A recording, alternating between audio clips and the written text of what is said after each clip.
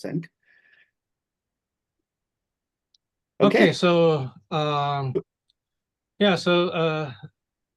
thank you for Zhang and Xiaowei for organizing this book panel, and also thank you, Joanna, Luke, Andreas, and Liz for taking your time to participate in this book panel. I'm not going to talk too much. I'm just trying to say something about the methodology of this work, and also how this is connected to the secondary literatures in English history and Chinese history and Japanese history, and then to what extent I complemented this picture by my own archival studies. So, Wenkai, would you let me maybe introduce 1 or 2 minutes about the? Oh yeah, sorry. But I'm too nervous. I forgot this protocol. Sorry. So good morning, good afternoon, good evening, everyone. Sorry. And thank you very much for joining us for this book talk with Professor Wenkai from Hong Kong University of Science and Technology. This is our 5th and the final book talk this year, and we are very honored to have Wenkai to discuss his 2nd book, right? It's literally the book. And Wenkai, the first book, won the Baltimore Best Book Award from Comparative Historical Sociology section from American Sociological Association. And today we are also very honored to have 4 distinguished scholars as our discussants. They are Ms. Clemens from University of Chicago, Andreas Wimmer from Columbia University, Joanna from Oxford University, and Luke Roberts from University of California, Santa Barbara. And I'm also very happy to introduce my colleague, Xiaowei Zheng, from University of California, Santa Barbara, to coordinate this panel with me. Xiaowei, would you like to say something, and maybe you can introduce, you can chair the presentation section? Thank you. So I think Wenkai will have about 30 to 40 minutes, and then we are going to go to the panelists to answer questions, to give comments, and you can respond. And then after that, we can do a Q&A and invite some questions from our audience. And I will be the timekeeper for today's discussion. Okay, thank you. Yeah, I was too nervous to jump in too early, but actually, I'm not going to talk about too much. I will keep my talk within 20 minutes, so the discussant would have more time to comment and to criticize and to generate more discussions. I think the audience might be more interested in this part of discussion. So actually, this book is related to my first book, but more focused on the political aspect and also expenditures in the fiscal system. Actually, the original hypothesis of this project is like how to bring the state legitimation back into these discussions of state formations, and the hypothesis is like, would this legitimation of state power by protecting the welfare of the people could provide a basis for the state and social actors to collaborate over public goods provisions. And I got this idea mostly from reading the work by English historians such as Paul Slack in his work of the making of poor law and social policies in Tudor England, and also the work by Michael Braddock and Steve Hindles on the state formations in early modern England, emphasizing the Tudor and early Stuart English states, which was actually quite weak in fighting foreign wars, seems to be quite active and also reasonably effective in domestic governance. So in that case, that is a new perspective for me to think about state formations. And then there's a huge literature on state formations in Tokugawa Japan, in a long domestic peace without fighting any wars between 1640 and 1853. And Qing China, after annexing Taiwan in 1684, was also mainly focused on issues of domestic governance. So by bringing these 3 cases together, I'm thinking about that might provide a possibility to examine state formation from domestic perspective instead of from perspective of fighting wars. And the actual research of this project is actually quite contextualized, and maybe too contextualized for social scientists, but less contextualized for historians, but we will see, we will see. By doing this, I'm trying to show that there's a kind of performance-based state legitimations similar across these three cases, which seems to be so different. And even though their intellectual sources of state legitimacies actually are quite different, the Christian humanisms in early modern England and the benevolent rulership as ideology in Tokugawa Japan and Qing China, but this seems to share a discourse of state legitimations by safeguarding the public interest, public welfare of the subject, even though it was dressed by different ideological terms like the commonweal or the good of the public in the case of early modern England, and all under heavens in the case of Tokugawa Japan and Qing China. And this term, all under heavens, convey a quite strong normative implications that the ruler's benevolence covers every region and every subject, just like heavens covers everything below. And also in these three cases, this public interest was conceived as a kind of organic one, which consisted of the concrete welfare of different regions and even different social groups. And they have to be embodied in the provision of very specific public goods, such as infrastructure facilities and family relief. And the subjects actually could have independent evaluation of this state performance by themselves. So the question becomes like, could I use empirical studies to demonstrate there is really a state-society collaborations over how to provide very specific public goods in concrete circumstances? So the first part is actually I examined family relief, which I considered as the most basic public good for the welfare of the subject in any countries. By my own archival studies and also combined with recent historical scholarship on family relief in China, I think I'm confident to argue that the Qing state actually encouraged local society to participate in family relief by building and managing their own local granaries to complement the inadequacies of state granary system, which was highly centralized. And in the meantime, the Qing state also tried to use a profit incentive of merchant to participate in these official efforts of state family relief by granting them tax reduction or even tax exemptions to encourage the merchant to ship grains to the famine-stricken regions. So to compare this with early modern England and Tokugawa Japan, I heavily depend on the secondary literatures on family relief in these two cases. And it seems like they emphasizing the inadequacies of the highly decentralized granary systems in both cases in fighting large-scale or even national-level famines.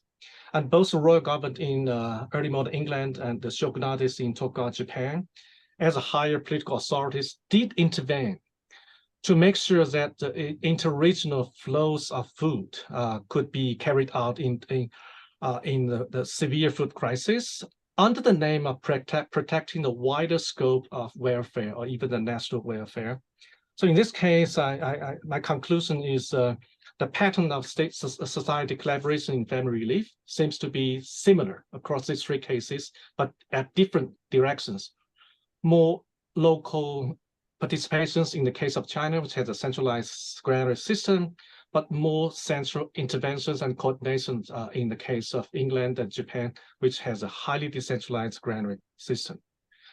And then I observe a similar kind of patterns in the state-society collaborations in financing infrastructure facilities, especially like large-scale water control project along dike or huge seawalls.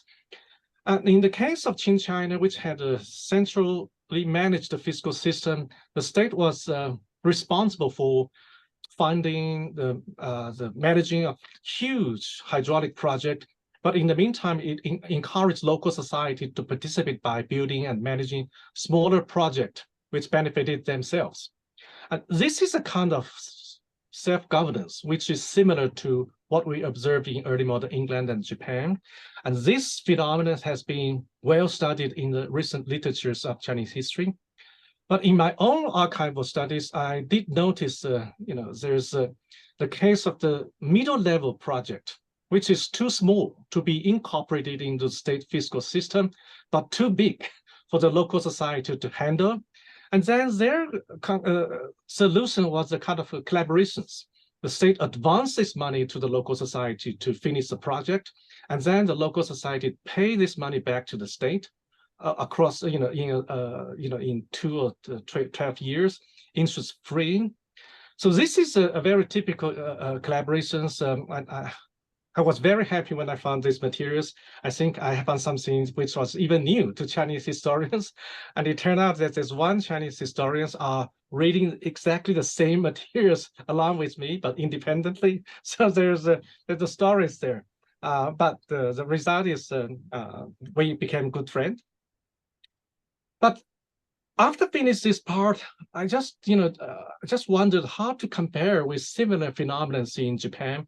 And in the case of Japan, I purely depended on the secondary Japanese scholarship on how the shogunates came up with ad hoc fiscal measures to mobilize resources from daimyos to funding large hydraulic projects along the major rivers that no individual daimyos could handle, let alone the self-governed villages. But it took me a long time to find, I just could not find similar cases, similar materials in the secondary literatures for the case of early modern England. And fortunately, when I went through this Acts of Privy Council, I did collected a lot of materials to show the inadequacies of self-governed cities and self-governed parishes in maintaining large-scale infrastructure facilities in early modern England, and the royal government has to intervene by some ad hoc fiscal measures. So in this case, I can argue these state-society collaborations, again, similar patterns across these 3 quite different cases. So by this empirical studies, I can make some argument against this conventional scholarship on state formations, which many view state formation as a result of fighting foreign wars. I think that picture seems to be too biased and too selective. And also, I realized by these empirical studies, I can show self-governance, which has to be, which was considered as a core to the political economy scholarship on the development of constitutionalism, and also the key positions in Michael Mann's theory of infrastructure power of the state. I think they overestimate the contribution of self-governance and ignore its defects. So in this case, I can argue that the state interventions under the name of safeguarding the wider welfare and even the national level welfare seems to be crucial to delivering public goods for the domestic governance.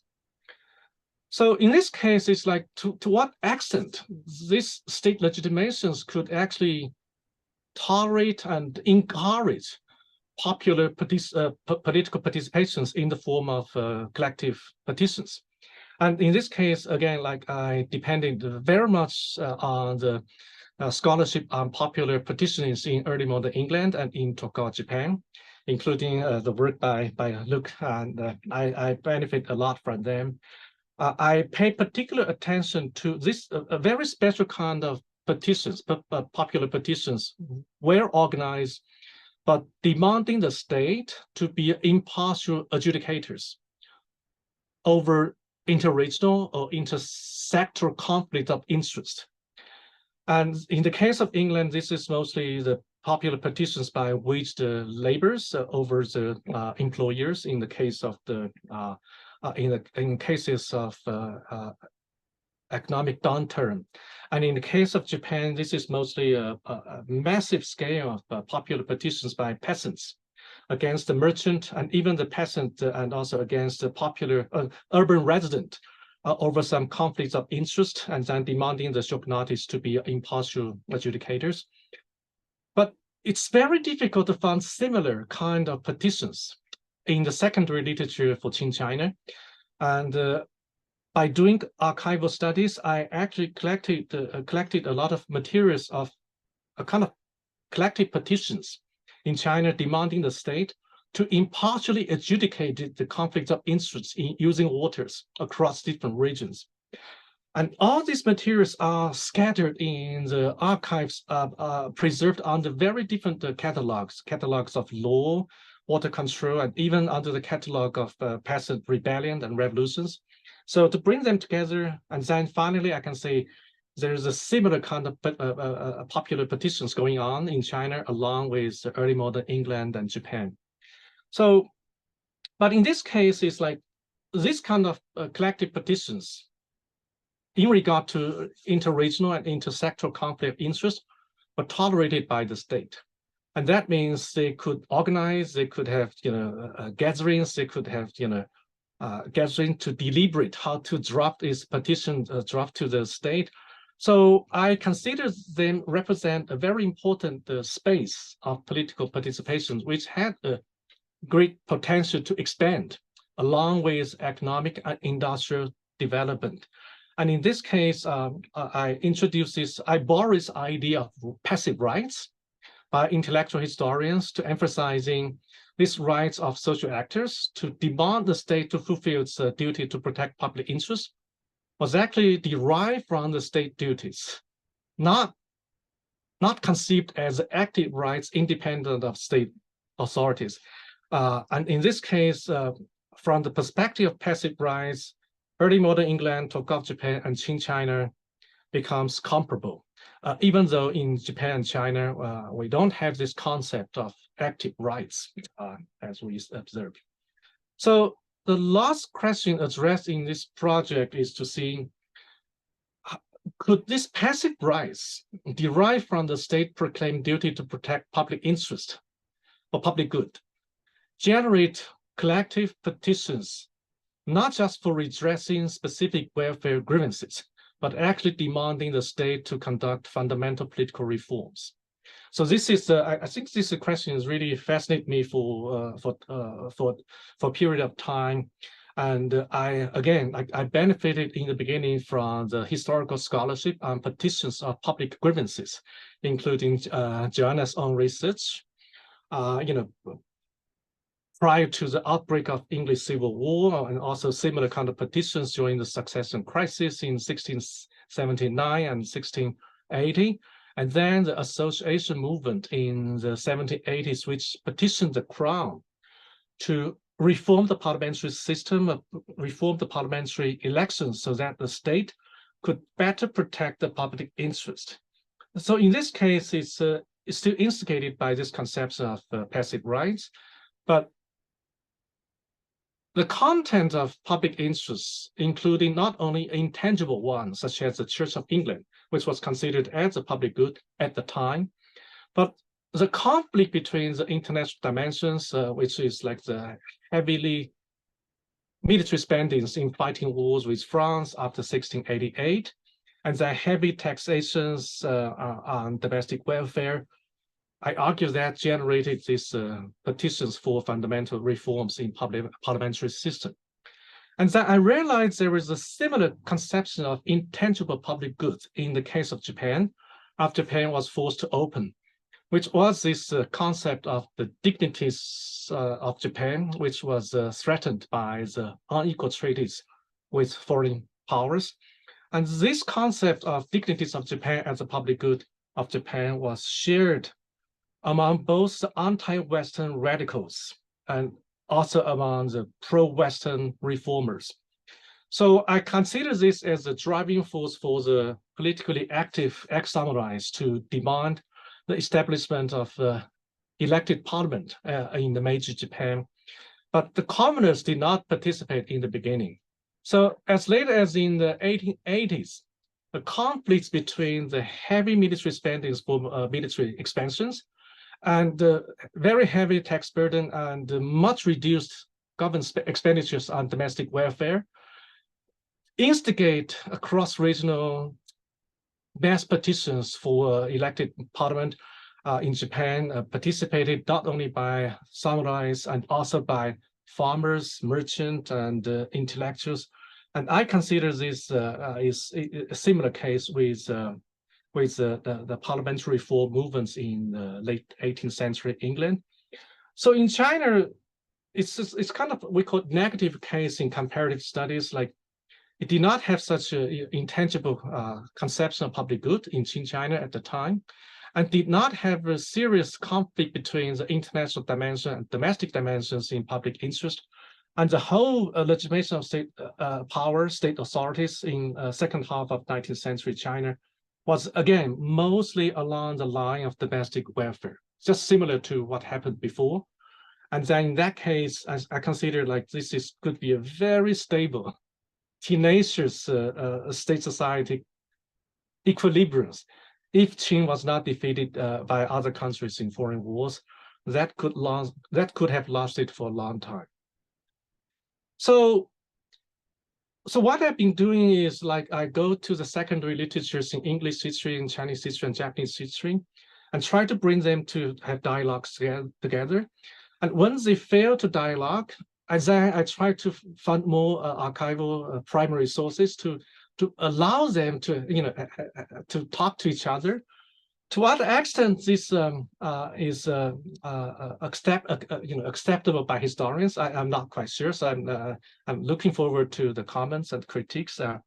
But after doing this, I'm coming back to the social science questions on state formations, state society relationship, and also on the problems of political participations. And I think my story is different from the traditional scholarship, which considers state society as a confrontational relationship. And also my story about this expansion of public participation is different from the stories that rely on the active rights. I'm still using these passive rights to explain this expanded political participations.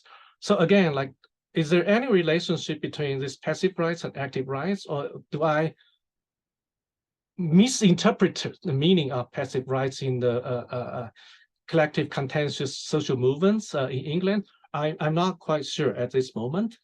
Maybe I need to do more research. And also in my study about the political participations in Japan before the World War II, especially in the the extension of voting rights, I do realize the same concept of passive rights seems to be very strong in the case of Japan. So in my future research, I hope to do more research on these issues. So I think I should stop here. Yeah, thanks.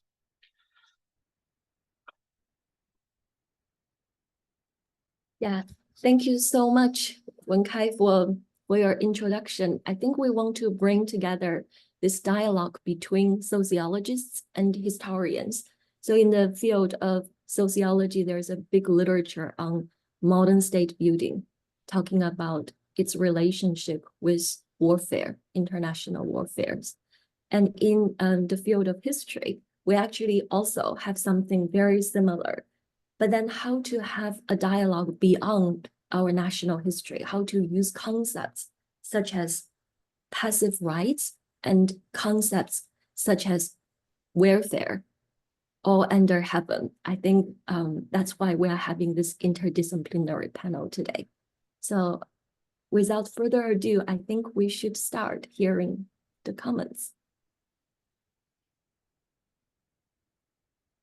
And I think we go alphabetically by first name. So which would be me, is that right?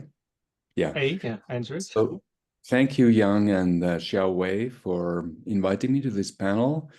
I'm very glad that I'm a part of this conversation about this great new book that Wenkai has given to us. Let me just say, everybody is sitting in front of their impressive bookshelves except me. So I do have books as well, rest assured, although they're not here with me today. So what I want to do is, since I'm a comparative historical sociologist, usually I work with lots of different cases. So I will not comment on the quality of the case studies of the material that you've worked through, Wenkai, because we have Luke, who's an expert on Japan, and Joanna, who's an expert on England. And so I'm going to keep my remarks at a very general level. I want to start by saying how much I enjoyed reading the book.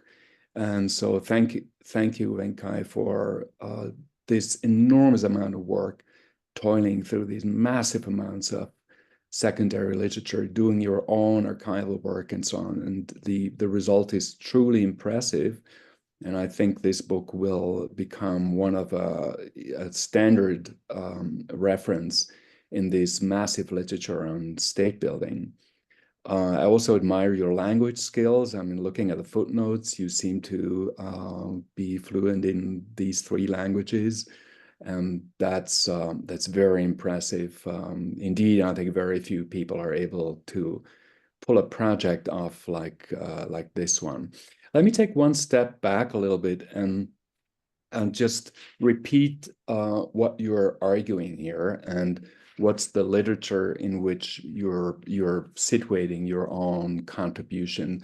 So as you mentioned, it's the literature on state building, and one of the most discussed arguments there is that state building is a consequence of the intensification of international war.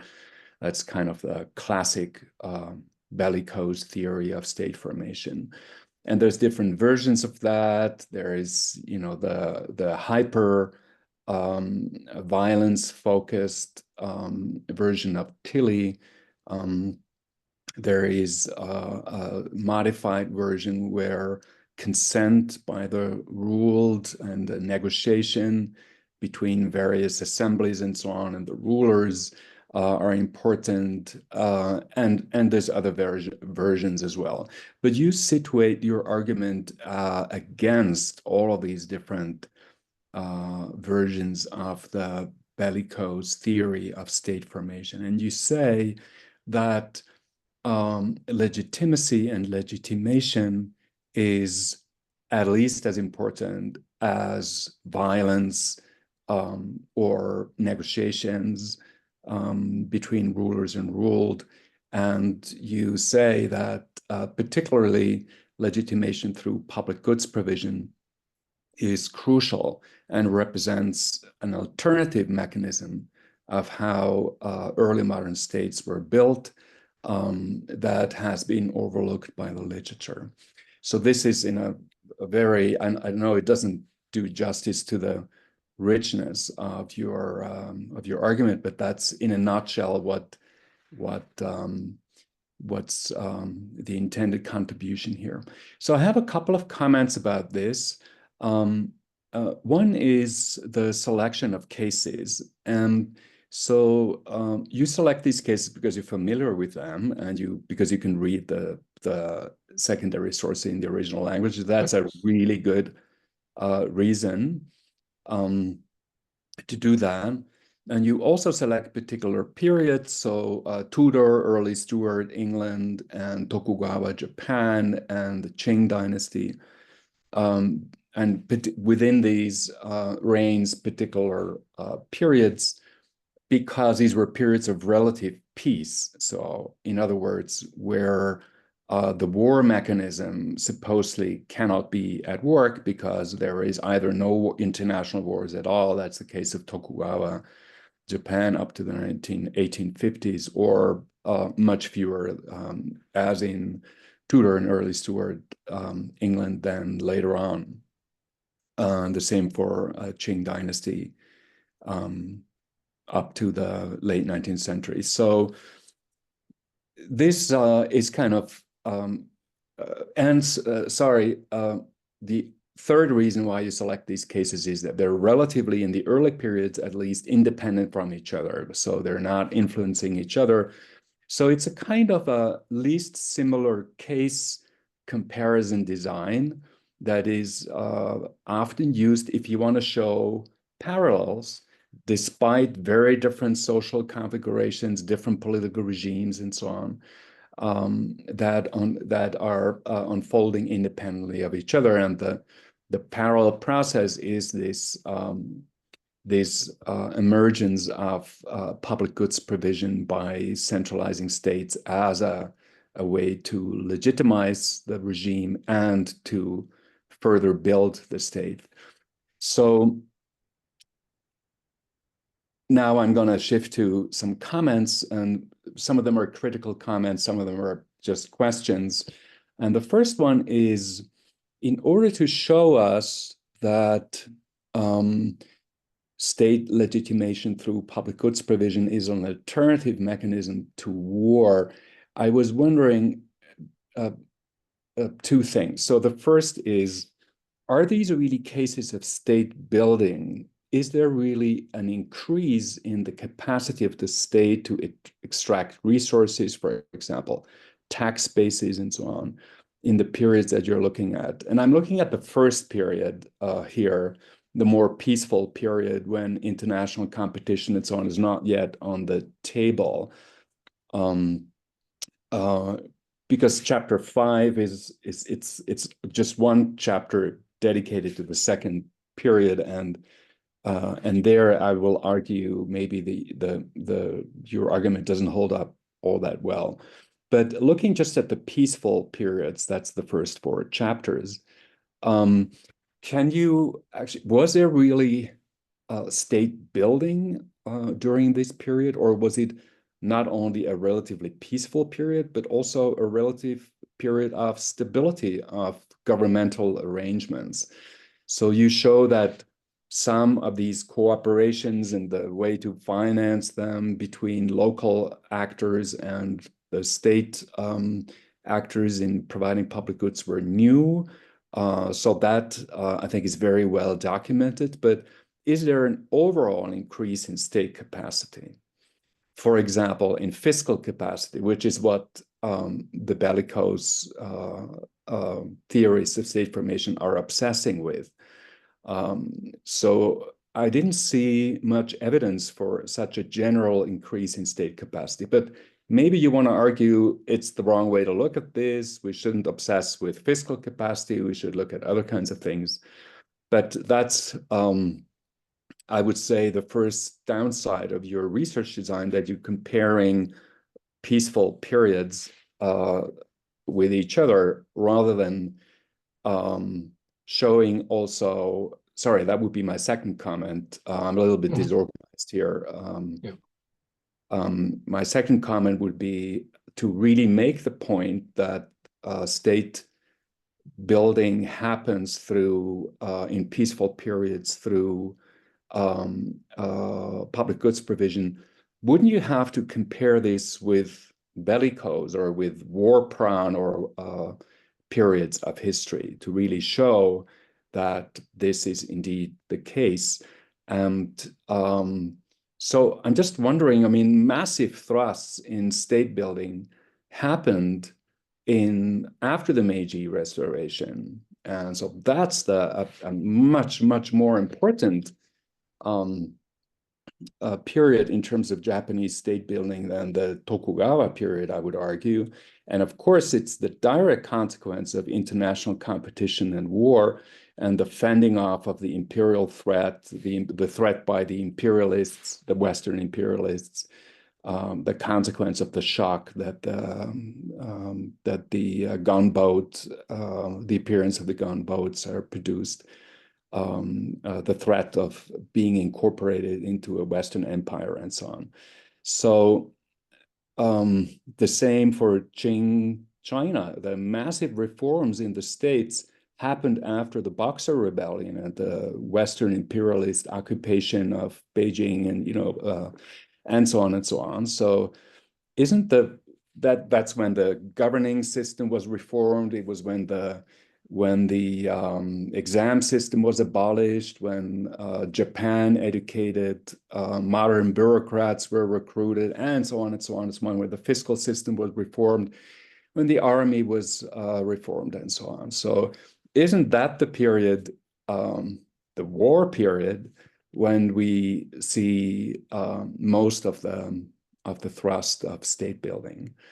And wouldn't it be helpful for your kind of argument to compare peaceful with non-peaceful periods to show that legitimation through public goods provision is really an alternative mechanism, equally powerful or equally consequential as as the classical bellicose mechanism. And then finally, am I already over my time, or am I still? You still have time, yeah. Okay, fantastic.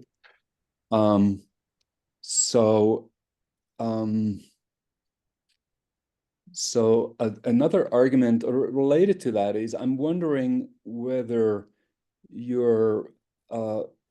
the legitimation through public goods provision argument is really an alternative to the bellicose argument, or whether it shouldn't be and could not be combined with the bellicose theory. So it would therefore be a specification, a further specification of how a bellicose theory could actually work.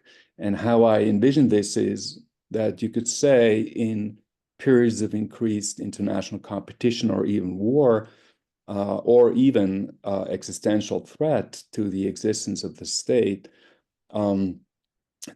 needs to attract more resources from the population and so on. And it legitimizes this by a variety of means. One of them is by starting to provide public goods and using the increased taxation levels achieved during war to then provide public goods in the aftermath of war, and therefore legitimize the intrusive nature of state rule during and after war. So you could fold, and that's what I've done. I'm sorry to advertise just for 1 second what I've done in a recent World Politics article. You could fold this public goods legitimation argument into a revised theory of bellicose state formation. I don't see them as incompatible or even conflicting with each other. And then my final comment has to do with theories of state legitimation. That's where I learned so much from reading your book. And so I just noticed that the theories on which these rulers relied were actually not developed during this period, or not even within these countries, but came from the outside. So they're not endogenous to the political and economic developments that you're describing, but they come from the outside. So in the case of England, the theories of the beneficial ruler, that is the father of not only the sovereign over the subjects, but also is this fatherly figure that has these paternalistic duties to provide for the members of the family, especially in times of crisis. They were derived from, I think, Thomas von Queen's scholastic theory of the state.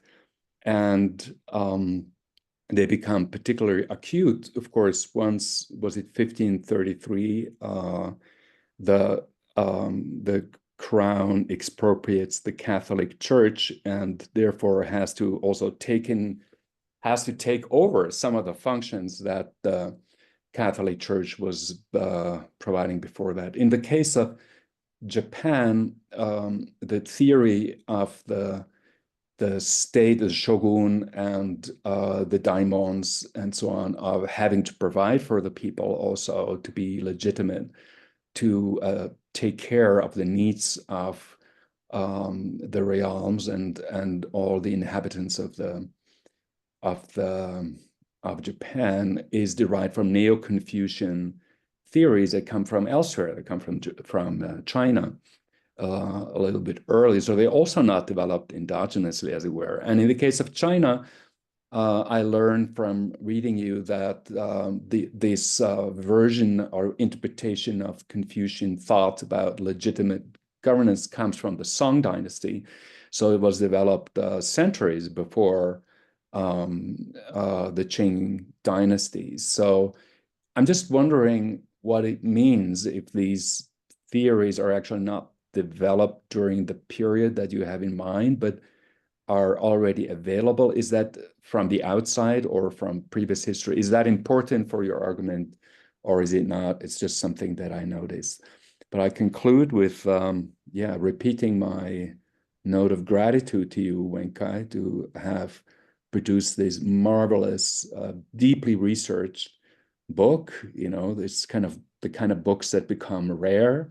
One doesn't encounter many of these books these days with that level of detail, granularity, and yet you make a coherent argument that you carry through all these different cases in all these different periods. So just from a craftsperson point of view, I think it's a marvelous achievement, and I'm sure that it's going to be in the bookshelves that we all have, except me, in our offices, that's going to be sitting there right next to the other classics in this literature on state formation. Thank you. Thank you so much. So I think the next commentator would be Elisabeth. According to the alphabetical order of our first names. Well, we want to follow the alphabet. So let me just add my thanks to Zhang and Xiaowei for organizing this panel, inviting me to participate, and to Wenkai himself for writing this wonderful book.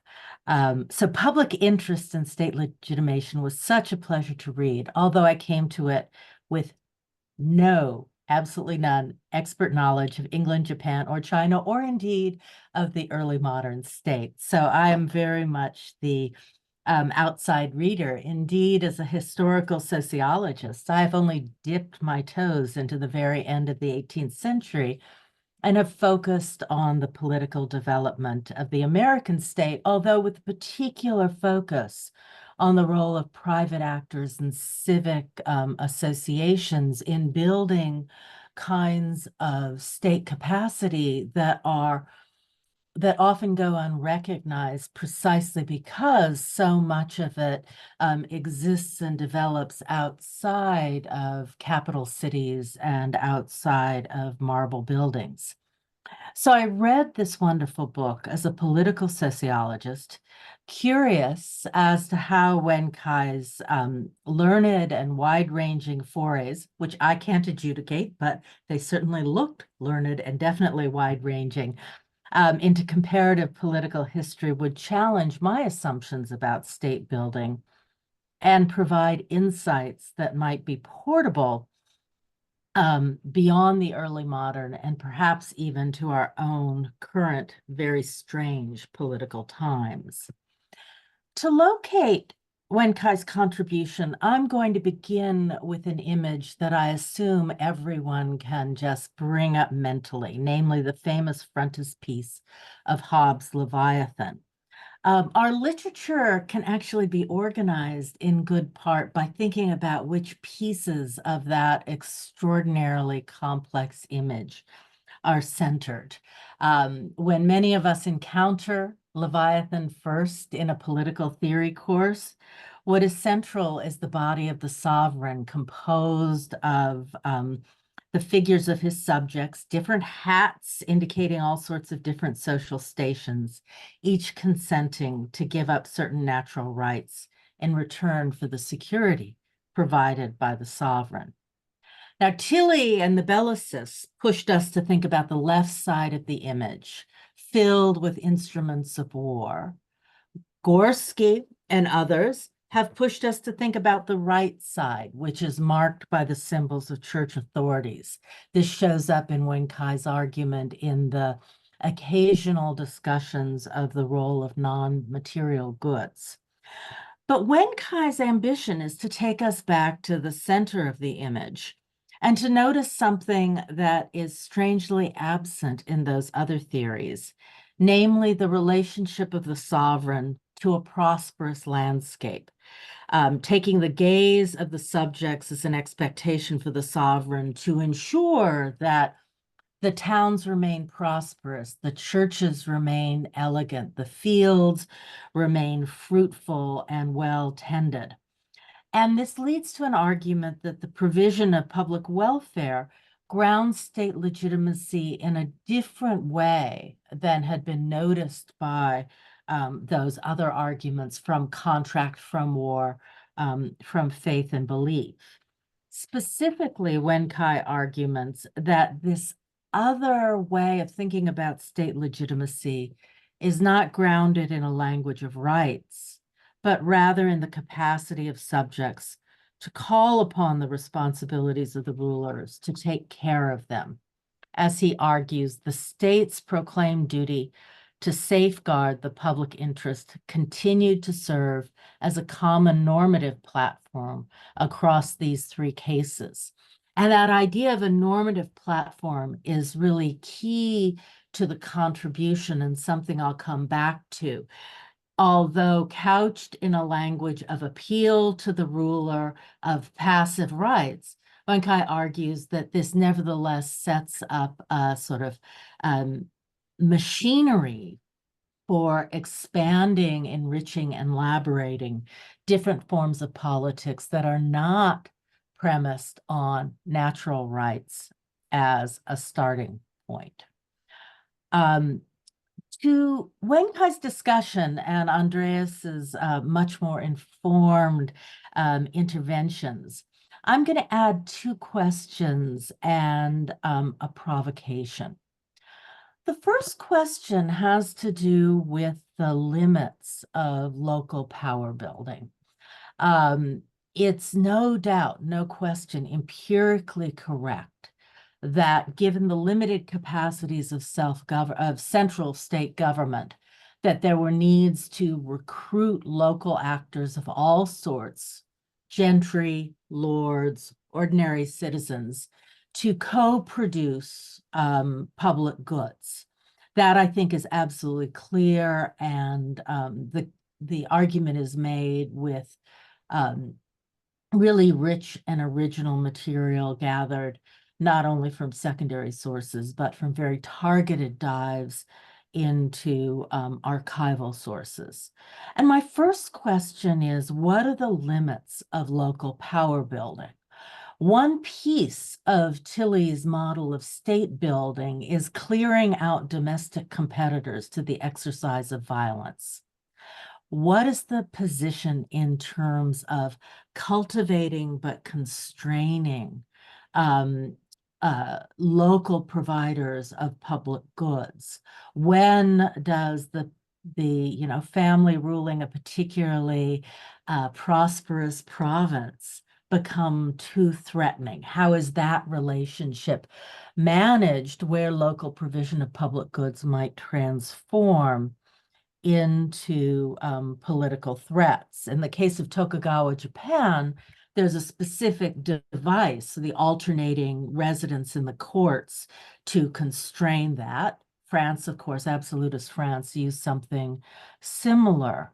But how can we attend to the fact that this is a place actually where your argument butts up against the domestic leg of Tilley's argument?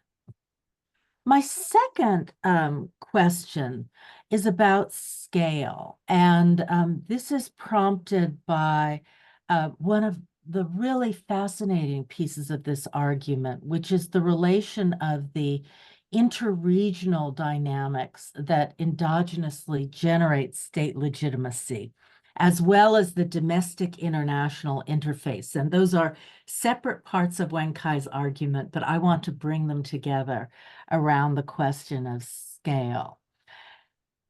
Initially, the dynamic here is reminiscent of some of the classics of political anthropology, specifically on the need for a third party as an adjudicator. This is sort of a classic of the need for a judge as a basis of political authority.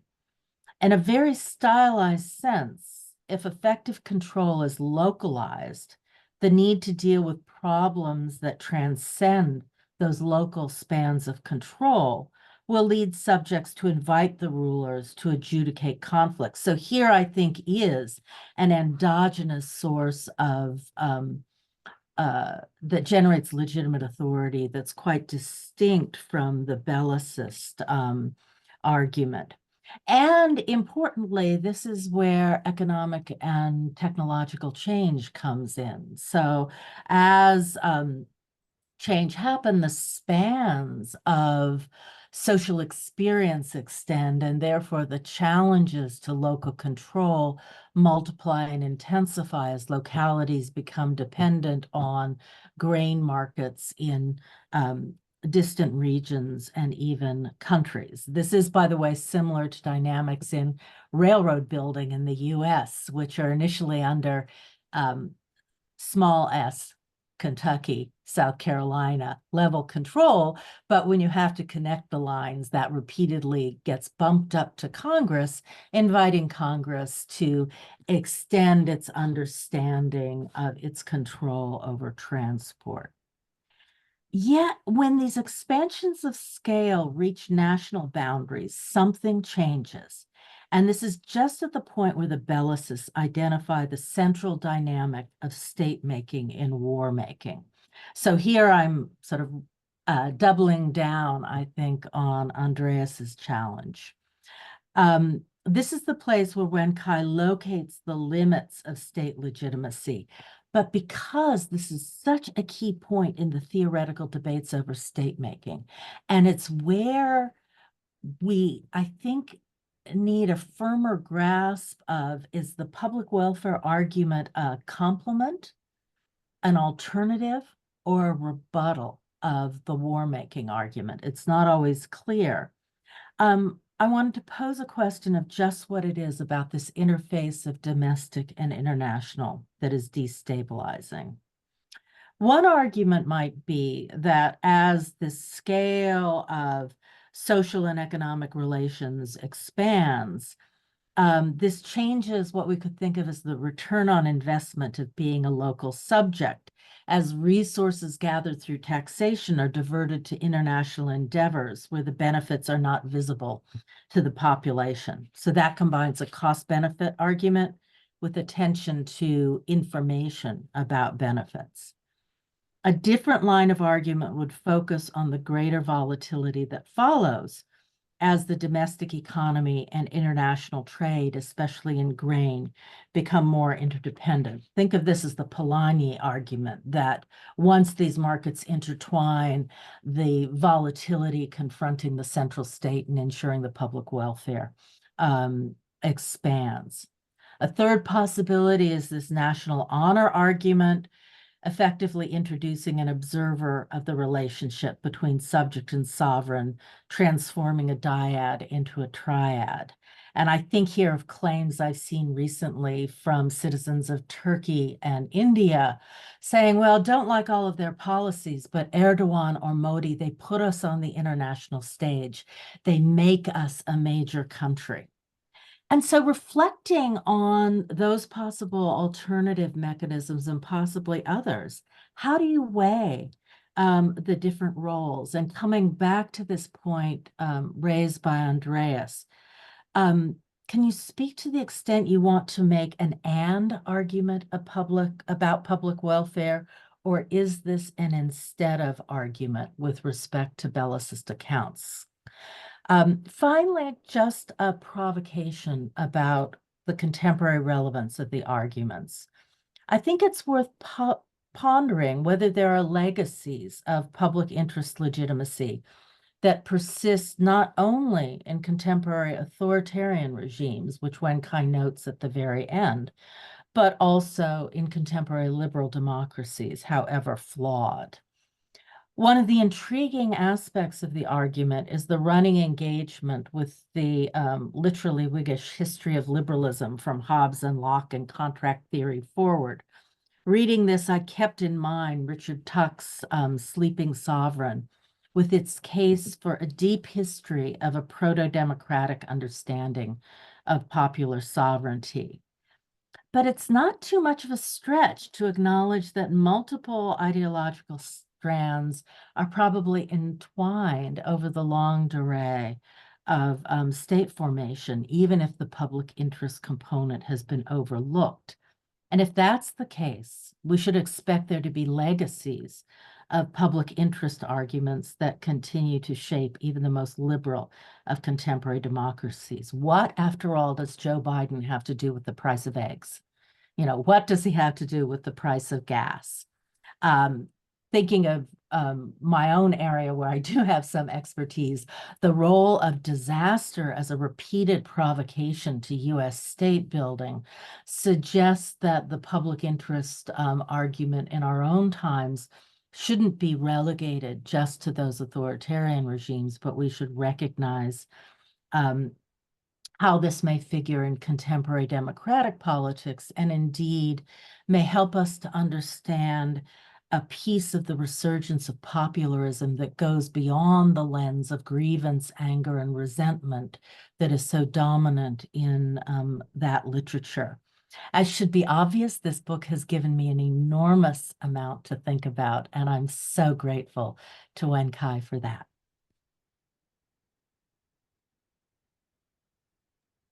Yeah, thank you so much, Liz. Okay, I think our next speaker will be Joanna. Yeah.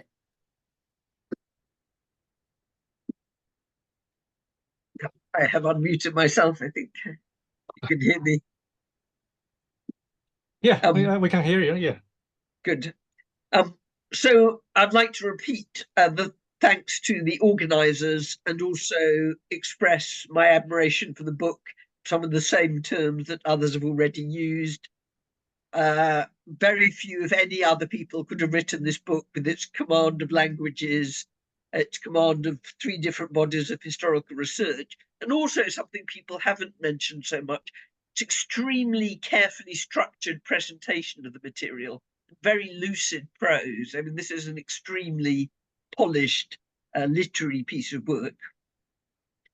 Now, some of the arguments in the book I find wholly persuasive, and I'll briefly run through some of those, but I'm going to spend most of my time talking about points where I wasn't wholly persuaded, not because that's the balance of my response to the book, but just because that seems a more useful thing to do with the time. So let me first briefly say a little bit about myself and where I'm coming from in making these comments. So I'm a historian of England. I also work on Europe and the Americas to some extent. I know a bit about the history of Japan, kind of reading knowledge, even less about the history of China, but here I'm a historian of England.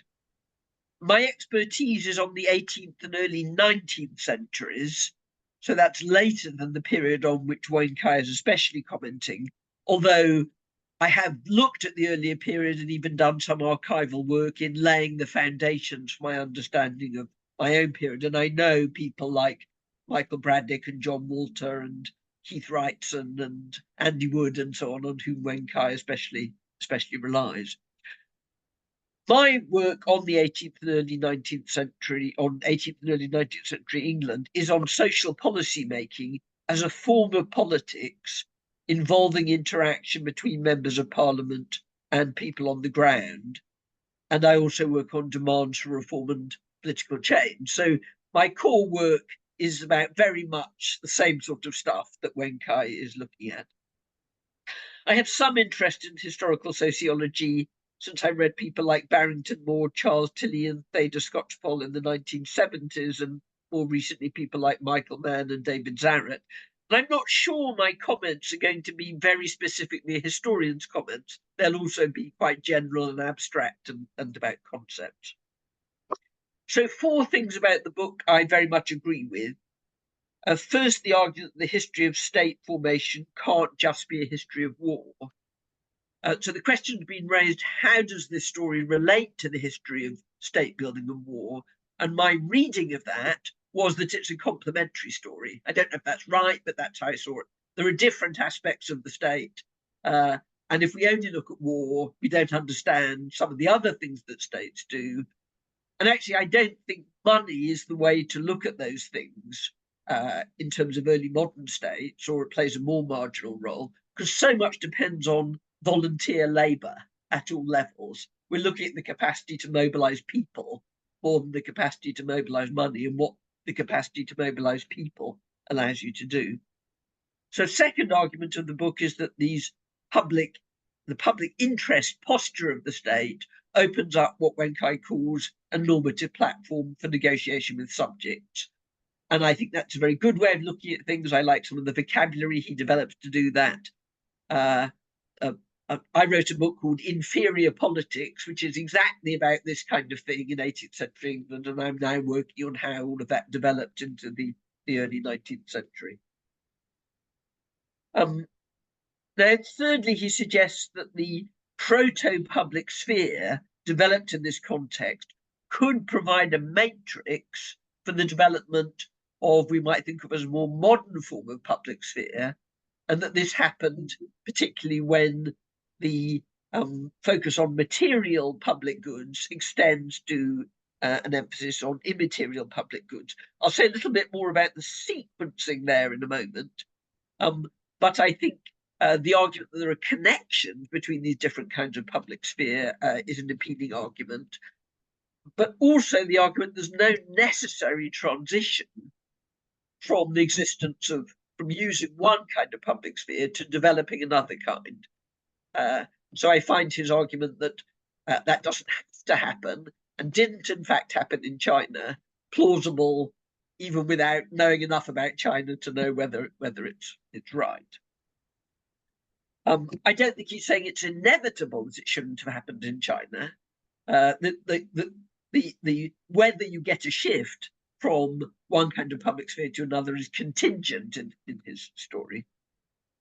Now, fourthly, I don't think anyone's picked up on this. I think he's saying that we shouldn't posit West-East difference when we're comparing different kinds of state.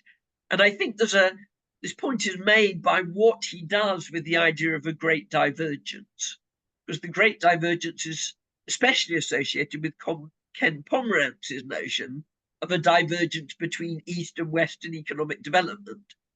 But the great political divergence that Wenkai describes is a divergence that has England and Japan on one side and China on the other. So he's complicating or trying to demolish notions of an East-West difference. I found the detail of his account of early modern England convincing. I'm not going to criticize him about that. And I learned a lot from his wide-ranging surveys about participatory politics on this platform in Japan and China. So how about some things that I'm less convinced by? Well, let's start with a concept, and that's legitimation. It's absolutely central to the book. I had some exchanges with Wenkai about this when he was writing it. I think it's an ambiguous word, and one of its meanings I'm very happy with, and this is the sense he mainly uses it in. And the other sense I'm not happy with, and he sometimes uses it in that way, and I'd rather he had got rid of those bits.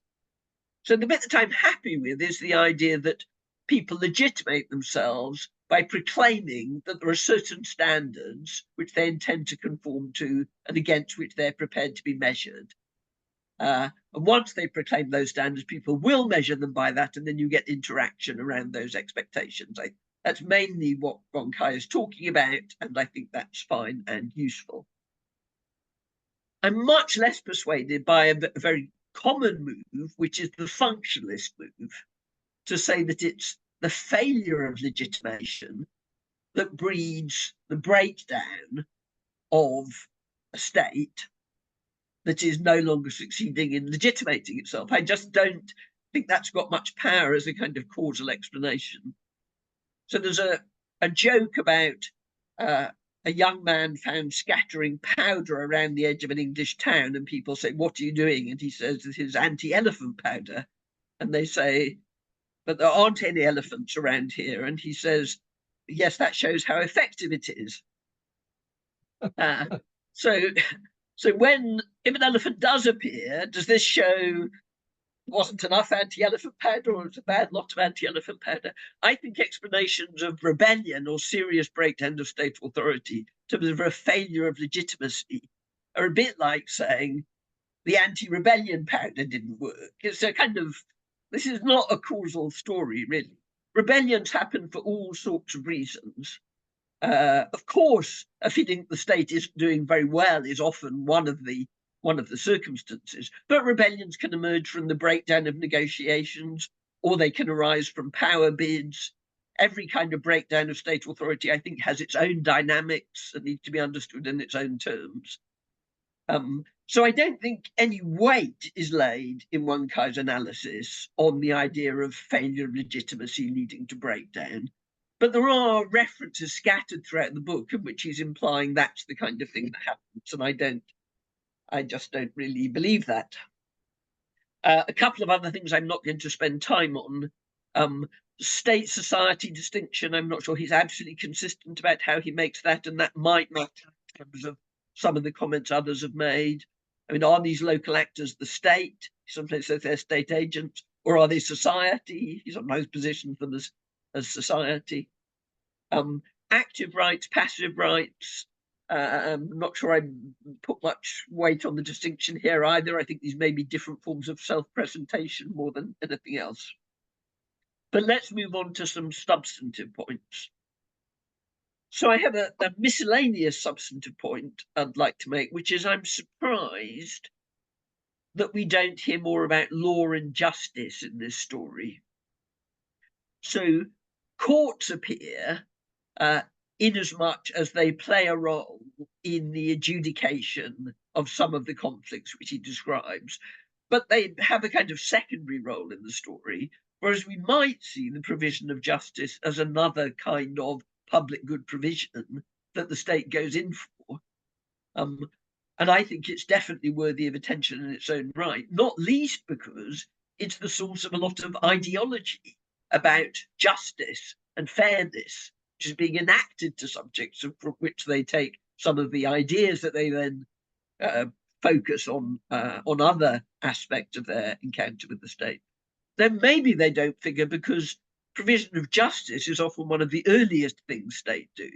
So maybe precedes the period in which he's talking about, but I still think it deserves a place somewhere in the story.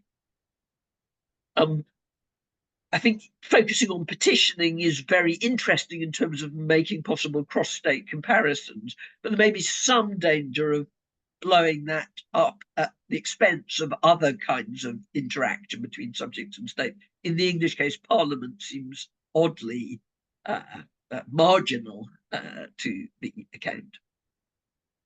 So finally, 3 reservations I have about his story about the shift from the early modern to the modern state, interpreted in terms of a widening in the range of public interest issues to include immaterial public interest issues in the context of others have said of these international and domestic clashes, but I'm not going to go into that last bit. So my first question here is is it really clear that negotiation over welfare goods comes first material and then immaterial? I don't think that works in the English case. I mean, Parliament's been around for a long time, providing a platform for exchanges on this normative basis. Parliament considers all kinds of public interest issues. And just to consider religion, you bring in religion in the context of the 1640s, but of course you've begun after the period of a big religious upheaval, the Reformation, in which the question of the state's role here is very contentious and leads to all kinds of public demonstrations and complaints and demands. And the use of Parliament to enact the Reformation arguably helps position Parliament to do some of the domestic things it goes on to do in the next century or so, as well as someone else mentioned, the stripping away of Catholic provision, creating gaps that the state needs to fill. So the idea that welfare comes first in these interactions sounds odd to me, but I don't think we need say it comes first. I think we could have the two running in parallel and still have a story to tell which retains much of the story as you're telling it. Secondly, I wonder if some space does need to be found in the longer term account, not when you're looking at these early modern states so much, but as you look ahead, whereas all of this is going to go, for the growth of liberalism, not in the sense of constitutionalism and rights, as other people have talked about it, but in the sense of the idea that actually the state best serves the public interest by withdrawing, by moving out of some of the things it does and leaving them to be done in other ways. Your state never seems to withdraw. It's always there, perhaps more there And there isn't a period in which it reconsiders its role and says maybe we should be doing less. And I think that's happening in England, even in the 18th century. You can see some of this sort of proto-liberal stuff in place. But certainly in the longer term, the question of how state withdrawal fits into your story, I think, is worth thinking about. And finally, a question relating specifically to China. So you try to convince us that China didn't face foreign or domestic challenges on a sufficient scale during the 19th century to promote debate about immaterial public goods.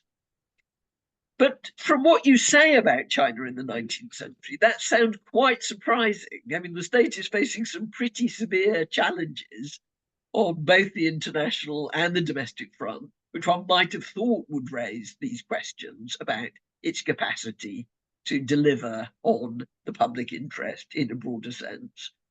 So I wonder if the fact that this doesn't lead to public discussion around those issues doesn't have to be explained partly in terms of something else and not in terms of the absence of the sort of challenge that brought it forth in other states.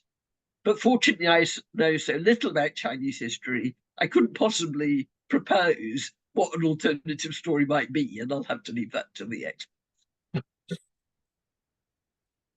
Yeah, thanks. Thank you so much, Joanna, for this very detailed comments. And then Luke-san. Okay, well, I want to echo everybody and giving thanks to Zheng and Xiaowei for organizing this, and to Wenkai for writing such a great book. It's very, very thought-provoking, and it not only takes the ability in numerous languages to be able to do this, but far more rare, I think, is the drive and the extraordinary hard work to actually use them in that way makes this indeed a really wonderful book. And I have to say, as a historian of Japan, your reading of Tokugawa and Meiji history is quite successful, I think. Obviously, I mean, one can pick a little bit of this and that in order to show one's different perspective on certain issues, but I think you've done an extraordinary job. And it's very grateful for that. This has given me an opportunity to think about a lot of things. And I think traditionally, I mean, if we're trying to put this in the largest scholarly context in our part of the world and under the forces of modern imperialism, I think political science, sociology, and history have all been rather Eurocentric and Americentric in the way that we theorize about things and what things we use to think about theory, what examples we use to think about theory. And it's really nice that you've put Britain, China, and Japan on a par in the considerations of kind of political theories of state formation. I think just that simple act is a very important act. Of course, China and Japan now are, and this is kind of a reflection of how power influences what we think about, are two very powerful modern regimes. I mean, if I were just to pose one provocation, I think it might be worthy to explore places that aren't considered powerful and central now in kind of comparative thought about polity formation and this kind of thing. That's just kind of an aside, but one of the things you've done here is by taking away ideas of, say, rights, natural rights, and democracy and republic and this sort of thing out of thinking about how states increase authority and power, and putting public welfare at the center is a great result of this. It's a kind of a term that you can find in so many places, that putting that at the heart of things is saying that it's not merely the issue of preserve, the having the state work for the maintenance of public welfare not merely a matter of maintenance of an established order, but rather functions as an important express reason for the expansion of various levels of state authority or political authority. Setting that against the theories that say that warfare are at the heart of a lot of the expansion of state authorities. Indeed, I think if you look at the institutions of state, of polities, of government, courts, legal systems, parliaments, and all of this, a lot of this originates in contestations over economic distribution, over providing public goods to various people in the realms. And those institutions are there. They can certainly be mobilized for further expansions of state authority and in the conduct of war and all, taxation power. But a lot of those institutions weren't invented to enable war, but they're invented to enable a maintenance of distribution of goods and public welfare. And so I really appreciate your saying that, you know, this is a very important part of us thinking about the nature of polities, sovereign authority, and states, I suppose. I'm a little reluctant to use the word states in kind of early modern and pre-modern contexts, but I'll kind of go with that. The idea of the public welfare, of course, is not a, shall I call it, abstractly real thing. It's a rhetorical device. It's a rhetoric that the rulers claim to be able to protect, and then anybody who wants to legitimate their claims on assistance from the government will make appeal to that what they're doing is somehow helping the public welfare. Because it doesn't exist in the abstract, I think it's really important to look at how constructing the content of a specific moment, an idea of public welfare is really key. And I think this is where historians perhaps may have a role that's really in the details of who's constructing a statement of the specific content of what is the public welfare in a specific time and place.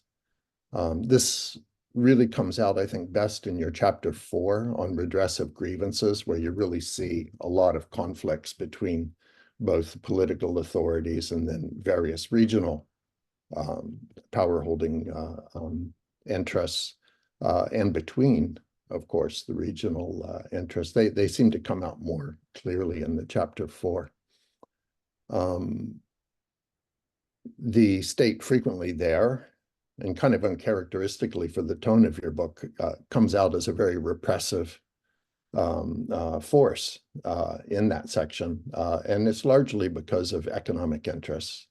And this is where you get to see that people and governments are claiming to be working for the public interest, are really working on a smaller portion of the populace, and it's within an unequal social structure and unequal economic distribution system that this kind of dialogue of public interest tries to even things out, and slightly make people think less about actually some of the distribution problems that appear at moments of crises, you know, famines, floods, and war, and things like this is when there's a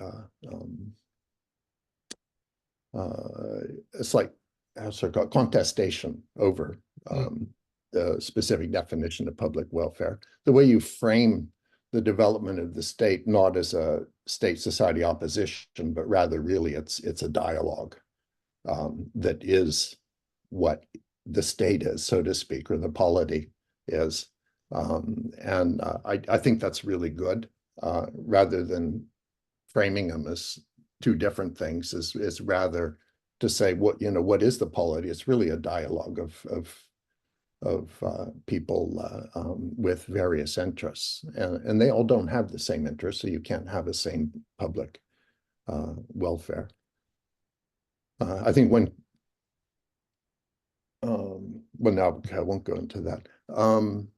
But I think defining the specific content of ideas of what the public welfare is, and the fact that it really is a matter of dialogue, that in all of these countries that you're looking at, it's really the specific shape. Okay, how do you create a dialogue? How do you contain the dialogue so it doesn't create too much public disorder? There's a lot of suppression of physical protests, people gathering together and all of this. The states really hate that. They're a bit more happy with writing. They're a bit more happy with representative engaging in discussion, it seems.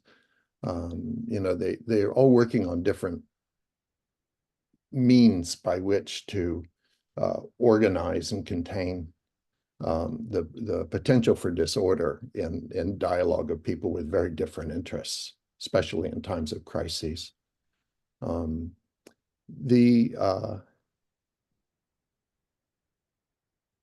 Petitions come up very centrally in your work, and that seems to be something that's common in so many different places.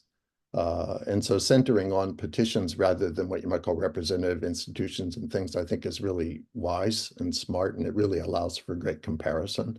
And all of the petitioners use rhetoric of the public good to justify their claims. The state uses rhetoric of the public good in its response to all of these various petitions.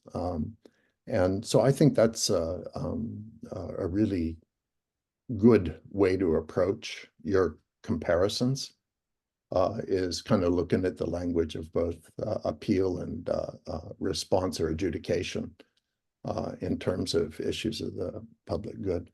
There's a lot of good recent work. I think a number of people have mentioned David Zerett's work, which I think is very good this way. He's got a forthcoming book from Oxford called Petitions and Power Relations in Pre-Modern Eurasia. It's also going to be a comparative work. I think it's coming out with Oxford. Locally at my university at Juan Cobo Betancourt is looking at the early modern history of Colombia or in South America.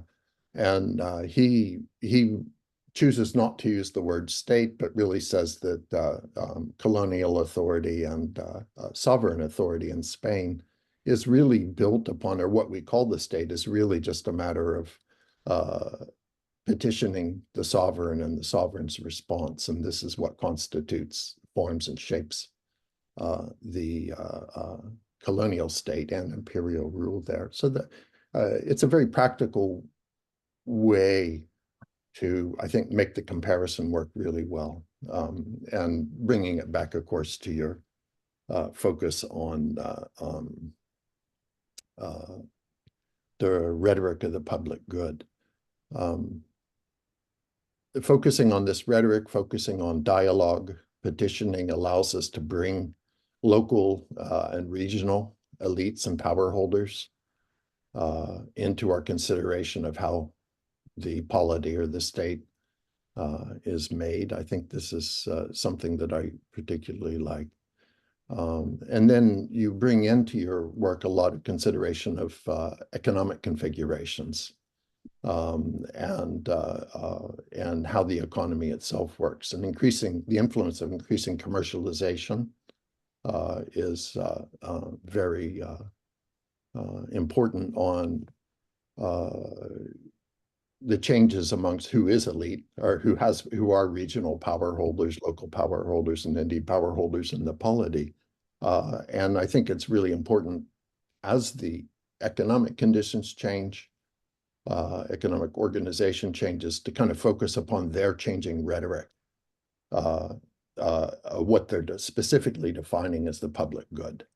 The increasing view of, say, the liberal free market type appeals to even to poor relief, as you see around page 100 in your book of the Emperor Qianlong. I thought that was so funny, saying, well, just let the market take care of it, prices will even out. And it's a way to make it so that people don't really think about the fact, no, there's 1/3 less food there for everybody.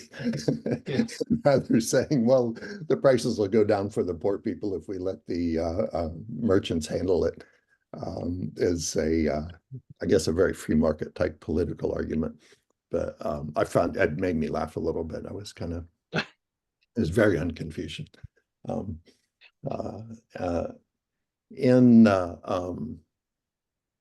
So that, anyhow, that's one set of thoughts I have, I was having while I was reading your thing. One other thing, I think, and this is sort of linking theories of the role of warfare and extension of state authority, and indeed what you might call legitimating the role of the state. I think one should pay attention to the changing rhetoric justifying war. War itself comes to be justified a whole lot more and justified in terms of protecting the public good and the public welfare. And it wasn't always so. There were a lot of, the further back you go in history, there's very different reasons for engaging in war and making people sacrifice things for war, you know, in terms of taxes and all. And so that changing legitimizing rhetoric of war in terms of protecting the public good is also a sign, of course, of changing economic relations and international commercial development and all, and that sort of relates to your modern period. Okay, I think I've used up my time, but hopefully some of these thoughts are useful. Thank you so much, Luke. So Wenkai, do you want to respond to some of the comments before we open it up? I think it would. I would take a whole bunch of time to respond to all these questions, comments.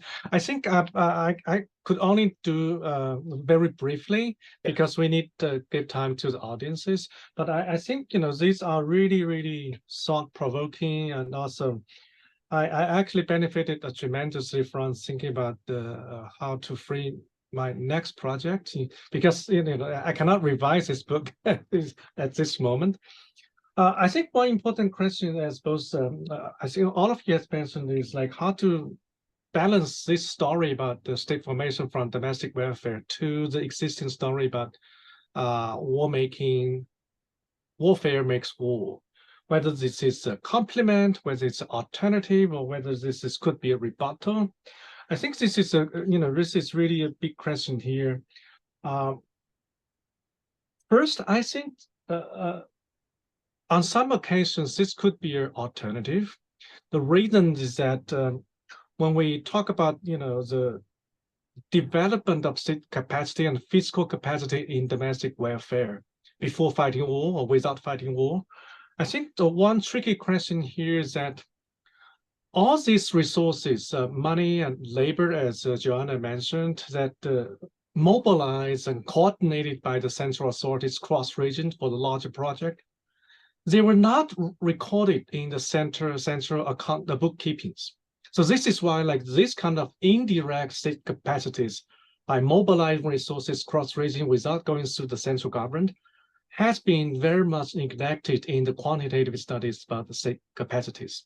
So I think this is one issue. So in this sense, I do think there is a story about the indirect state capacities embodied in domestic welfare, domestic infrastructure facilities, but not being recorded in the central bookkeepings. So this is one story, and the second part is actually related again to like how to justify foreign wars, because in the case of 18th century England, it's started as a dynamistic war, and then later on becomes more and more like the fighting for the national interest, like as Linda Cody has emphasized. So this transformation in the justification of wars, and also how to justify these wars by improving the foreign trade or the economic welfare of the whole country. I think that part is definitely there. But I think there's another aspect, which is really if the foreign wars did have a very negative impact on domestic welfare, and then people would really, struggled with these two dimensions. Like, how do you balance? Like, how do you justify all this sacrifice in domestic welfare by taking these foreign wars as a legitimate one? And that is, this is actually a big question, especially for the modern state.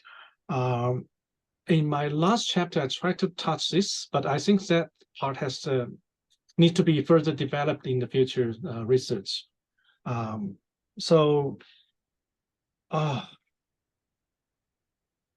also, I'm very happy to see Liz bring this story to the story about state making in United States, which we think is another exceptional story. But as you said, all this disaster story has a lot to do with the development of state capacity in the United States. I think that bring another a case to enrich our understanding about the domestic welfare and the state formation, state building. I think that's something like I'd like to push my student to do, and also to assign more ratings to the student, and then let them to think more about this wider aspect of the stories. But in terms of whether they are taking as competitors to the state authorities, like domestic private charity providers or private public goods providers, was they considered as competitors or rivals to the state, which has to be wiped out by the state, or that could be taken as collaborators or another partners of the state? My reading of these three cases seems to be like the state welcomes this input, because this basically reduces the burden on the state expenditures. And in the case of China, in the beginning, the emperor prohibited the gentry in one region to conduct family relief in another regions, because it's considered as you are competing for the benevolence from the emperor. But in the second half of the 19th century, we began to see this, this gentry charity organizations was becoming so powerful and so resourceful, which they were able to launch cross-province family relief, which was unprecedented in Chinese history, and then they were accepted and also awarded by the state. So in that case, my reading of this kind of civil societies specialized in charity provisions seems to not conceived as a political threat to the state. And we can see similar stories in contemporary authoritarian regimes. But this is actually quite tricky issues, like to what extent it was considered as a potential political threat, or to what extent it was considered as something acceptable. And that is more, I think that we need to do more research on this on contemporary authoritarian regime. And in terms of its legacies to the contemporary liberal democracy and also liberalism, again, this is a very big issue. So I try to avoid these questions because if we really accepted this liberalism, everything we need is actually individual rights and free market. And then there's no special conception of collective public interest, public good. That was considered as very old organic conceptions of the old regime or contemporary authoritarian regime. And then for liberal democracies, it seems like the residue of right-minded individuals in a free market would be the public good for the economies. I'm suspicious about this perception, but I don't have enough ability to combat with this view of public interest. Maybe again, like this, wait for the future research, because this is a very strong ideology in the liberal world, and I think there's something wrong in the realities, but as an ideology, it seems to be very powerful in political science and economics, and so. And all this reminds me, like, how do I extend this framework in this book to study the modern world, like in Joanna's story about the making of factory laws and the making of social policies in 19th century England, and also the gradual extension of voting rights, and how this story is connected to this part of what we observed in the modern world. I hope this could be my next project to do, but not. So I derive a lot of inputs and the stimulus from you guys, and I'm going to use them to incorporate them in my next project to study this extension about political participation and also the extension about suffrage in England, Japan, but not in China in this case, because China didn't have that phenomenon. And finally, like just very briefly to Joanna's comments, when Qing China in the late 19th century, as similar to Andreas' question about Meiji Japan, I think we have too much existing stories written from the hindsight of the Sino-Japanese War, and then we look back to rewrite history. But if we went back to the historical context, the story seems to be very different from what we learn in the secondary literatures. This is another project which I'm going to do next, to compare China and Japan after the openings, and then to put more emphasizing on the historical context instead of the looking back from the Sino-Japanese War's result. And in that case, it seems like Japanese expansion, military expansion, was not a simple imitation of Western imperialism. There are some native sources of aggressiveness inherited from the nativist scholarship and also from the samurai military scholarship tradition. And that part, I think, has been very much neglected in the existing English literatures in Japanese history of Meiji Restoration. And for the same reason for China, it's like China before the defeat by Japan in 1894, it actually met with a lot of challenges quite successfully. So in that sense, it's like it built new navy, and then it was, this is why I'm trying to argue that there's no serious conflict between the building of the army and the navy with the domestic needs of welfare, especially in the very heavy expenditures in the river control expenditures. For the contemporaries, they didn't see the conflict because they think the army or the navy is good enough for self-defense, and then they can move money for domestic welfare. They have no idea there will be a war with Japan, and which would turn out to be hugely disastrous. And that story, I might write a small book on that story, and then to be more contextually based comparative studies, but not in this book.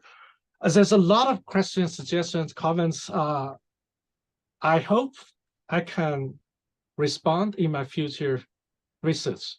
And that I would definitely keep in my mind. And I definitely agree with Joanna's critique of this functionalist expression in parts of my book. Several other scholars also raise similar critiques. So that means I need to take that more seriously. Yeah, thank you so much. Yeah. Okay, thank you, Wenkai. So this is a wonderful discussion. We want to end within 2 hours, but if the panelists have something else, you can go anytime. Just say goodbye to. So we want to open questions to the audience. To say, I also have some questions for Wenkai and for other panelists. But let's say whether there are questions from the audience. If the audience have a question, you can type the questions, or you can. Let me just ask one question for what panelists. Because Wenkai, I want to ask a question about the methodology. In the conclusion of your book, you mentioned you want to somehow push the contextualized historical social science, right? I'm recently also thinking about this question by comparing people like Scotchwell and Barnett Moore.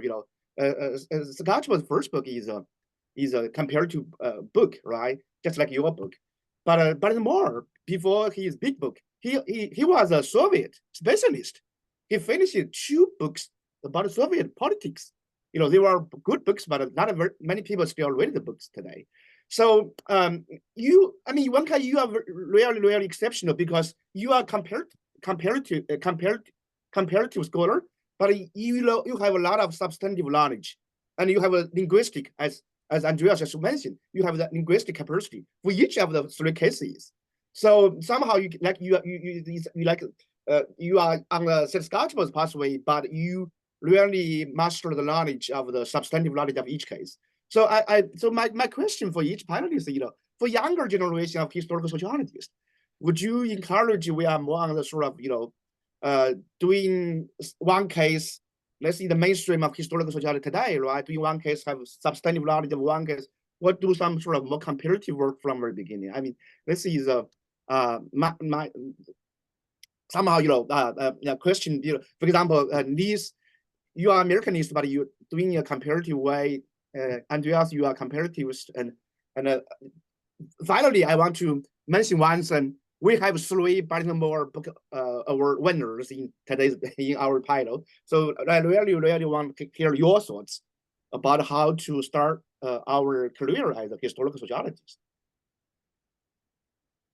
This is a big question, and I'm trying to figure out like what do I mean by contextualized comparative historical analysis, and then like when we do multi-country comparative studies, and how do we really dialogue with experts in each case, like with Joanna, with Luke, and also with Chinese historians, and why this conversation, why these interactions is important.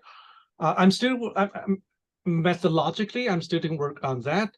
I think, if I talk to a person like Liz, and who is so familiar with the context of a US case, I would say, like, if I have similar, familiarities with other cases, and that maybe that comparison might be more interesting or might be more productive. But why this is so, I'm still trying to figure it out in a theoretic terms, but I'm just doing this. But I need to be more reflective on why there's value added to this kind of contextualized comparative studies. But I haven't have a ready story, a ready theory to tell. This is something I'm still combating with. But I feel like, if our comparative study was dismissed by specialists in each case, I just feel not happy and not confident. But to make me happy or to make me confident to talk to specialists in this case, and what is the value added to our theory building, I'm not quite sure at this moment. I'm still trying to work on that issues. Yeah.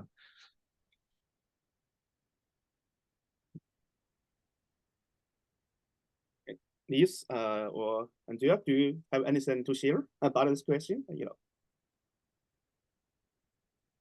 I wanted to underscore something Andreas spoke of, which is the power of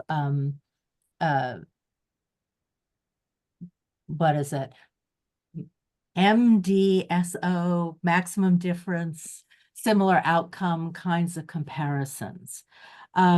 Because in some ways, one of the many contributions of this book is precisely because of the unusual range of cases, the refusal of that sort of East-West organization, that the success that Wenkai has in demonstrating a similar dynamic across widely cases that are usually held to be widely different, that is actually a powerful way in which comparative historical sociology contributes to I think theory building. And actually part of why I began with Hobbes' centerpiece, like a central piece of the image is something that we've largely forgotten, even as that imagery has influenced, centuries of political theory as it has been taught. This relationship to the prosperous landscape is not something. So I think the generalization in some sense doesn't come, I should say, I was one of Theda Skocpol's research assistants as a graduate student. So I was trained in fearing the long knives of historians, right? That if you didn't get the cases right, you would be massacred in the pages of the New York Review of Books. But I don't think simply being like a historical master of multiple cases and putting it in a comparison machine gets us there. I think that generalization to theory and then back to cases by those who are comparativists and those who are, sort of focused on a particular case is where we get that collaborative advancement of knowledge.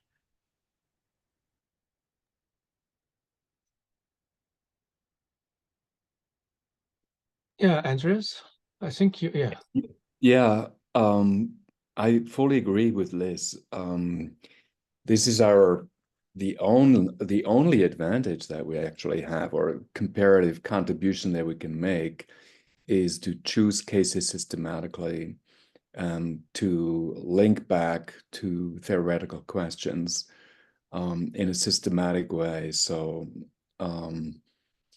in all the contextualization and the actual factual knowledge, historians are way better than us. I mean, that's the disciplinary division of labor, I would say.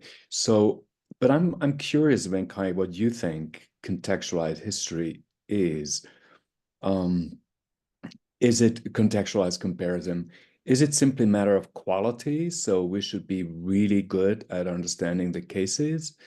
I think Theda Skocpol, not because Liz was, you're close to her, but I think she was actually really good. But that didn't mean the historians were nice. Yes, but mostly for reasons, yeah, of what did you leave out and so on. I mean, there's so many criticisms of this book. One could fill a whole library of criticisms of Theda Skocpol, and maybe because it was such a good book, it provoked also so much resistance. But what does contextualized comparison mean beyond simply the quality of knowledge? Can I just throw in something before when, because I want to resist the division of labor between historians and historical sociologists. Historians have the facts and historical sociologists have the ideas. I think it has to be recognized that historians' accounts, although they incorporate facts, are also built around ideas. I mean, they're not just an accumulation of facts, they're an interpretation in which they may be less explicitly theorized than a sociologist would, but are still theorized. Seems to me one of the things Wenkai said was he actually got some of his theory from reading the historians. And we need a dialogue that's about the theory moving back and forth between the historians and the sociologists, and not just one side does the facts and the other side does the theory. That's true. I really agree with this. I think a lot of historians actually have their sometimes we call the theory consciousness, but embedded in their historical narrative. So I definitely agree with that. So when Postlack talking about all this social policy makings, I think he has some theoretical questions in his mind, and especially the central local relationship, and because he said poor law is law, not just Paris self-governance. So in that case, I think so going back to Andrea's questions, like my understanding about this contextualization in comparative studies, like to have active interactions between historians' work and also the theories work by social scientists, just back and forth. In that case, maybe we would appreciate more about the theory part in historians' work, and then to be more conscious about our mistake or our shortcoming in understanding the historical process, simply because of a lack of specialized knowledge. Just one example in Skocpol's, The State and Social Revolution, which is a great book, but then, for all the Chinese historians, they found it very difficult to understand how the assertion by her that the Opium War delegitimize the Qing state so much, and then that because when we calculate the indemnities that paid to the British after the first Opium War, it was not great money, and it was actually very easily paid off by the British and the Chinese government. So it was not a fatal blow to the Qing. What is really happening on is this, the opium caused outflows of silver, which caused serious domestic depression, basically deflation.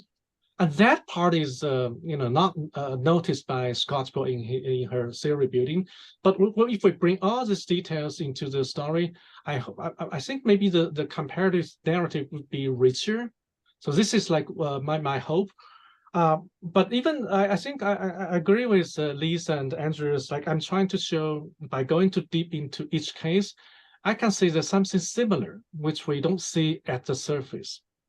But this is a result. But methodologically or theoretically, how to express this, I'm still not quite sure. I only know the result is this. But as a methodology, how should we teach to the student? Not just follow my examples, but there's some general theory here. I'm not quite sure. This is almost like we are talking about philosophy of physics, but but when we talk to a physicist, maybe he has no idea, but he has some idea in his practice, but he cannot put up in a very systematic way. So this is my problems at this moment. Hello, thank you, Wenkai. So now we have another student of Scottsboro, Jack Goldstone. He's also joining us. So I will let Jack speak. And then you also have questions from Q&A. Jack, it's your time.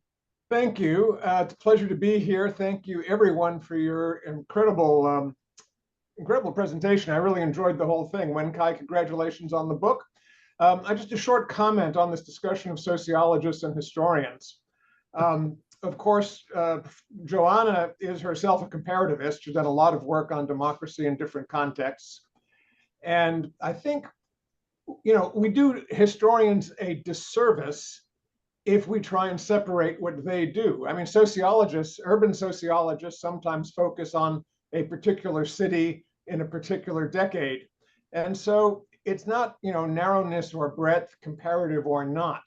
I think it's really a matter of both the historical sociologists and the historians themselves are trying to understand what happened and why. The advantage that sociologists bring is because there's tolerance for using secondary sources to a greater degree. We can often incorporate a wider range of comparisons. Now, Wenkai, you've obviously done archival work in 3 languages, which makes the work truly exceptional. But I've encountered many historians who I admire and owe incredible debts to, who nonetheless focus on a particular region, a particular time period, and I depend on them as guides for that period.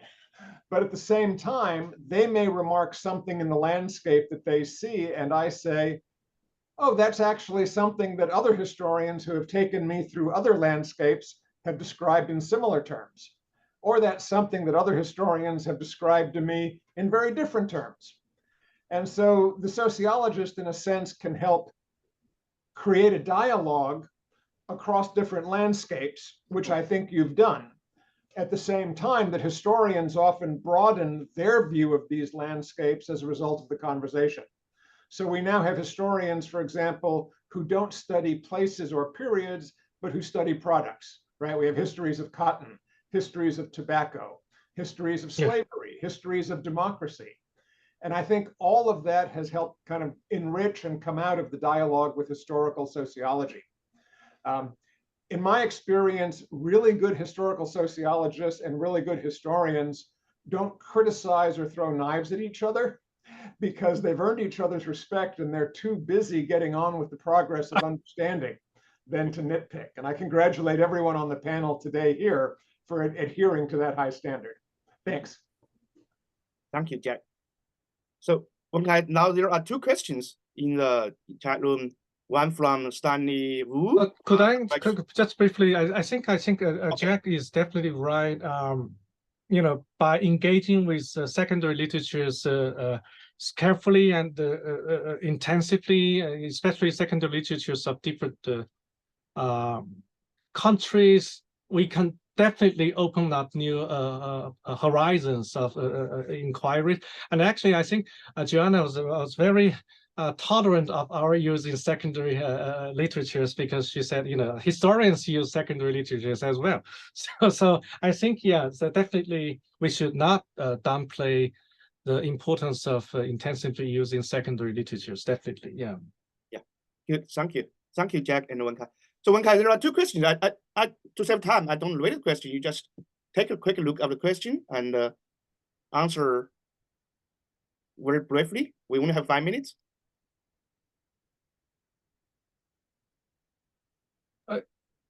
Is this two questions or just one question? It seems to be. It's one question from Stanley Wu, another question from a public opinion scholar. Sorry, just quickly, I will have to go in 5 minutes. So I already I already say goodbye now. I think what I'm going to do is I will copy these two questions, and then maybe I can email them back, because we are really short of time. Okay. They are long and complicated questions. Really, and also I need some time to think about sophisticated questions. Yeah. Okay. So thank you everyone for this wonderful discussion, and thank you Wenkai for this one. Congratulations on this great book, and thank you for the insights from everybody. And we are So thank you so much. And I think that there's a lot of new topics and ideas for future research in this panel. I really appreciate and enjoy that. We hope to keep the conversation about historical social science and compared to history in the future. And thank you, everyone. Definitely. Thank you. We have thank you very much. Everyone. We have the discussion recorded and we're upload on YouTube. So that'd be great. Okay, so thank you very much. Okay, thank you. See you guys. Bye, everybody. Bye. Thank Bye. you. Bye. So Yang